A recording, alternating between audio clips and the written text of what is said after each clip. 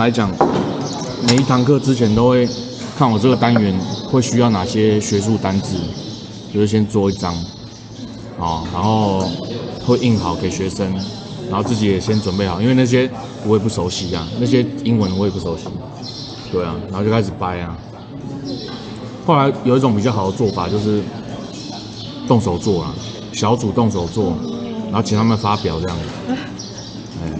能英文就英文，能中文把压力发包下去，大家共同承担。对，然后不能让外师闲着，因为他闲着会很无聊，而且他绝对不是只有你有这种想法，其他课，除非体育课他就很开心，对，那其他的就没办法，所以外师要干就是要他要参与，然后跟他们聊天这样。他的存在就是价值，因为有外国人在，你就会逼自己讲英文。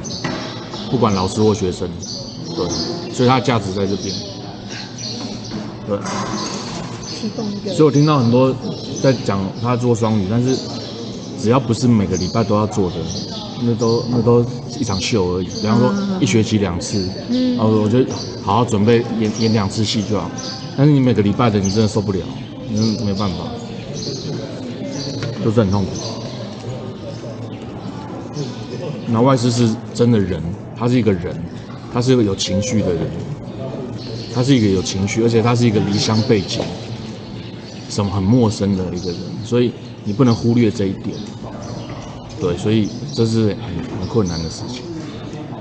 所以即使我借调到县政府，学校还是希望我每个礼拜回去1天上双语，因为没有人要去当那个，因为就没有老师愿意接这个死缺，对。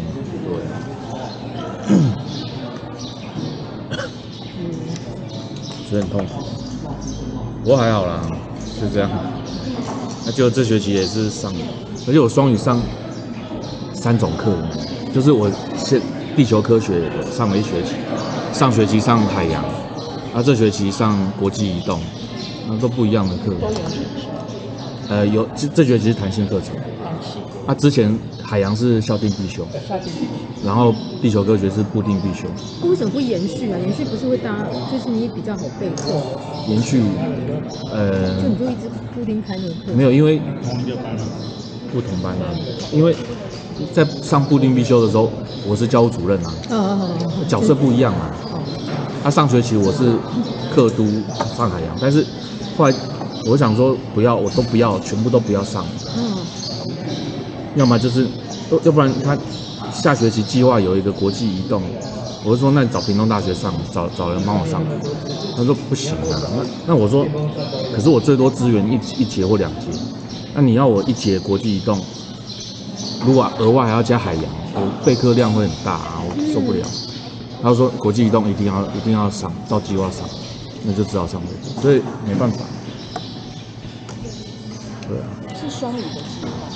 对，因为我们是县立学校，所以他的计划先送到县政府审，然后再用这个计划跟国教署，对，所以很麻烦，所以对啊，就是2边都要符合之类的。所以是双语班的就可以上学科，然后不是随便你啊，没有人会看那么细的。申请部分领域就不能上学科。校定必修、多元选修、弹性都可以。扩增双语是你不能没有建议不要上，就双语建议不能上国文、英文跟社会，但是自然数学可以啊，自然数学、科技类、体育类、艺能科通通可以。扩增就是有400万的，1年400万。对。他现在双语的计划有很多种，对。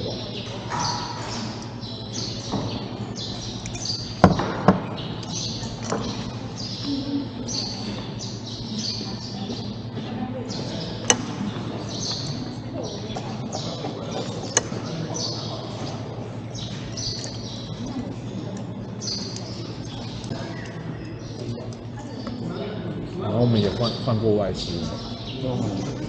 他不要，因为之前那个他觉得东港太乡下了，受不了。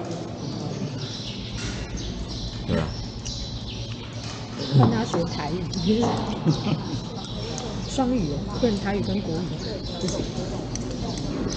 不知道他有他都市化的需求，这没办法。东港很乡下吗？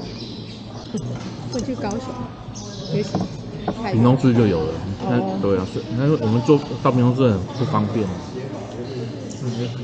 坐公车也要40分钟。骑机车最好。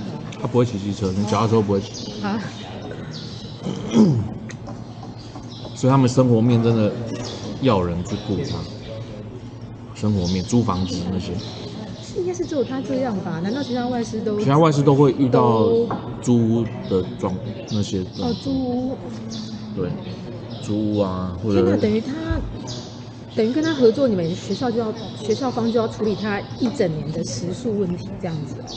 我们会协助啦，是有一个代办的公司啊，那代办公司顶多1个礼拜来1次啊。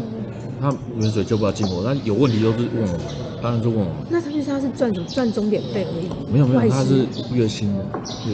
可是他的授课时数很少啊。不会啊，20呢？我们以前是16 20节。可是他只有支援你的双语而已。没有啊。要给他16节以上的课。他20节，他课表有20节课。怎么会？所以有其他老师啊的双语。有其他老师的双语啊。天哪！所以贵校要有这么多堂双语。对啊，或者英文最多10节。那其他共备也可以扣，真的有共备的话可以扣。是县政府的外师计划？不是，国教署。之前是桃园市的外师计划，是桃园市政府给的。所以你在桃园吗？我之前在桃园。哪一间？我之前在新屋。新屋高中。但我今年也是调到台北。刚换校，然后台北应该也有外师，可是我们今年学校没看到外师。外师的那个薪水很高。我们的没有，我们没有薪水不高。我们薪水就是一般，没有台湾，差不多了。差距，天哪！没有计划差距。如果你去看私校的外师，那薪水都超高的。对啊，不一样的。我之前有待过私校，那个外师的钟点费是我们1倍。开玩笑，遇到这种受不了。那因为现在私校都很重视双语的家长期待，就是台老跟外老有时候也是阶级翻转。